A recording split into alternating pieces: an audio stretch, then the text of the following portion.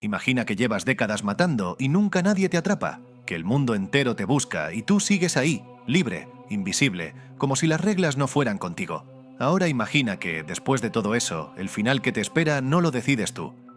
Que toda esa sensación de control que creíste tener era mentira desde el principio.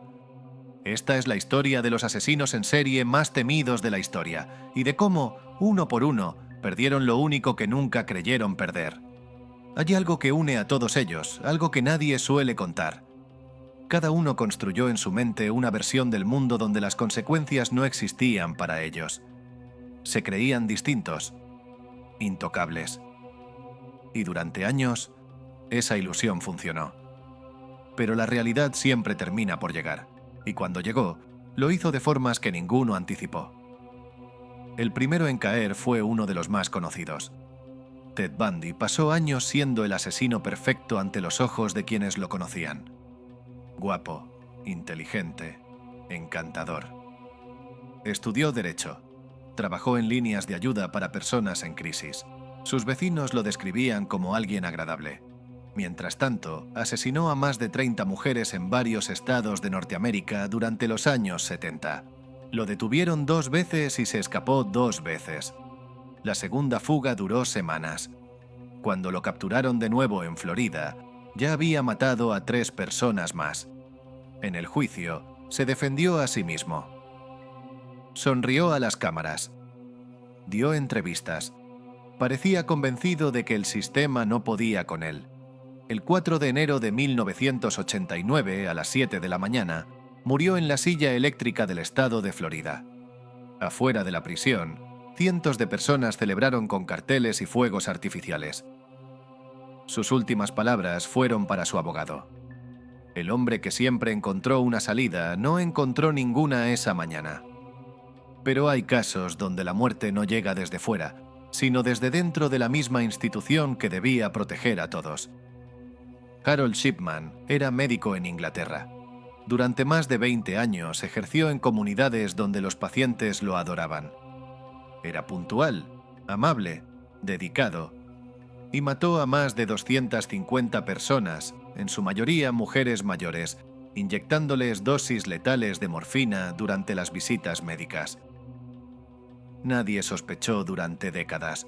Cuando finalmente una colega revisó los registros de defunciones y notó el patrón, Shipman ya era el asesino en serie más prolífico documentado en la historia del Reino Unido.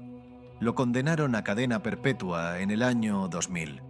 4 años después, el 13 de enero de 2004, apareció ahorcado en su celda con las sábanas de la cama. Tenía 57 años. Era el día anterior a su cumpleaños.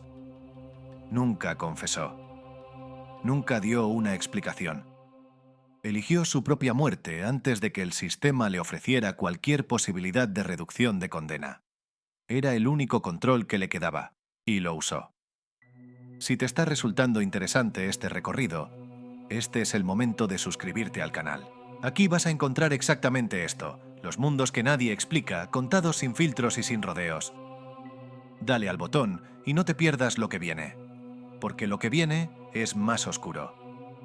Andrei Chikatilo operó en la Unión Soviética durante más de una década. 52 víctimas confirmadas, aunque él mismo afirmó que fueron más. Actuaba en estaciones de tren y paradas de autobús, se ganaba la confianza de sus víctimas y las alejaba de las zonas concurridas. Lo más perturbador no era solo lo que hacía, sino cuánto tiempo tardaron en creerlo. En una primera detención, las pruebas no coincidieron por un error en los análisis de tipo sanguíneo, y lo soltaron. Siguió matando 5 años más. Cuando por fin lo condenaron, el sistema soviético no montó espectáculo. No hubo cobertura mediática extensa, no hubo última declaración pública.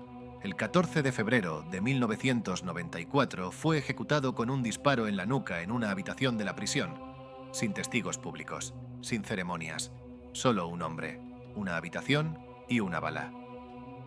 Muy distinto fue el final de John Wayne Gacy en Estados Unidos.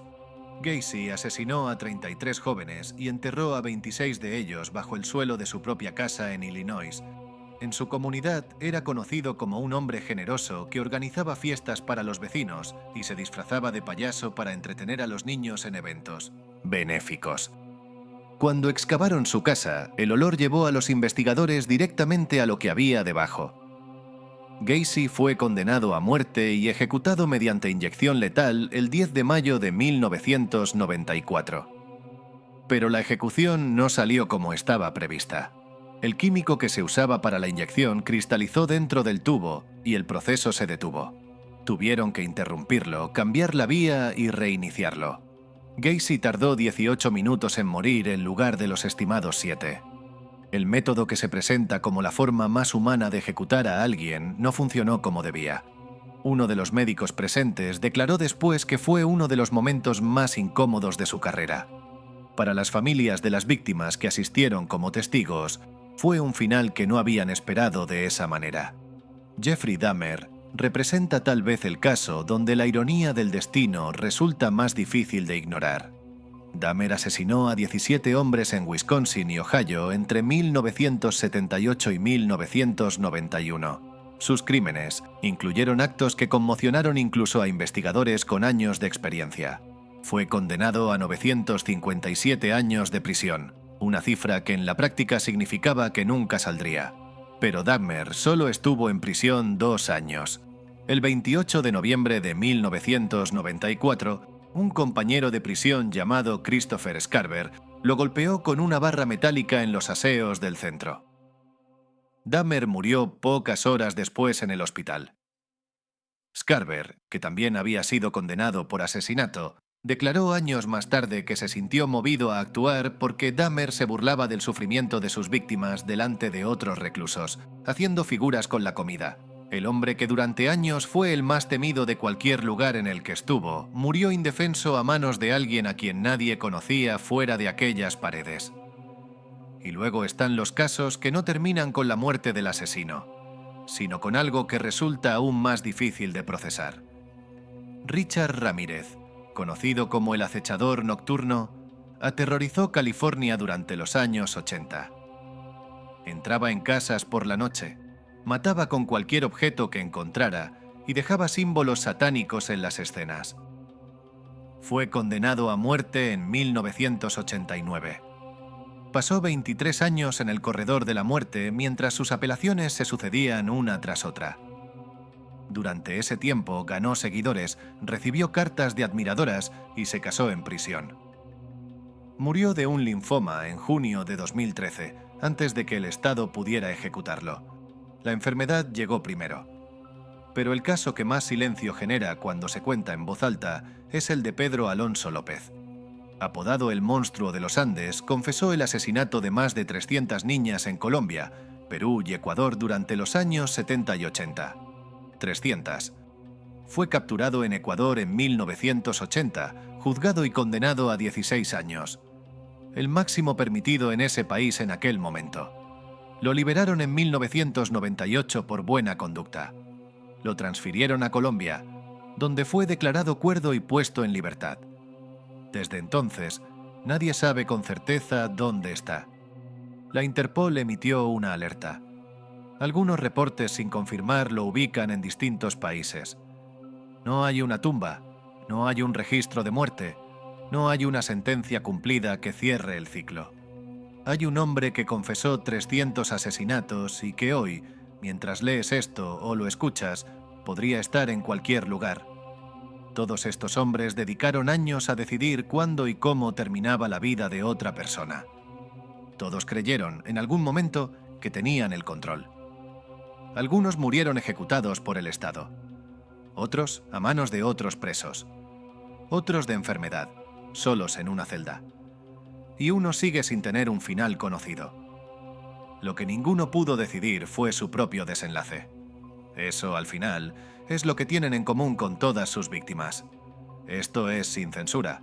Si llegaste hasta aquí, sabes ya de qué va este canal.